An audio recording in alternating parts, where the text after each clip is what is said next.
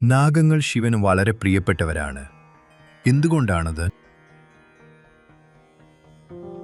എവിടെയെല്ലാം മിസ്റ്റിസിസമുണ്ടോ, എവിടെയെല്ലാം ചില അതീന്ദ്രിയ ജ്ഞാനമുണ്ടാകുന്നുണ്ടോ, അവിടെയെല്ലാം എപ്പോഴും നാഗങ്ങളുമുണ്ടാകും. എൻ്റെ ചെറുപ്പകാലത്ത് മൈസൂറിലെ കാടുകളിൽ ഞാൻ ഇരിക്കുമ്പോൾ, അല്ലെങ്കിൽ പശ്ചിമഘട്ടത്തിൻ്റെ പല ഭാഗങ്ങളിൽ കുറച്ചു മണിക്കൂറുകൾ കണ്ണടച്ചിരുന്ന് കണ്ണു തുറന്നാൽ 12-15 മൂർഖൻ പാമ്പുകൾ എൻ്റെ മുന്നിലുണ്ടാകും. കാരണം അവർക്ക് ആ ധാരണയുണ്ട്, ഊർജത്തിൻ്റെ സ്വഭാവം മാറുന്ന സമയത്ത് അവ മനസ്സിലാക്കും, അവ അവിടെ എത്തും.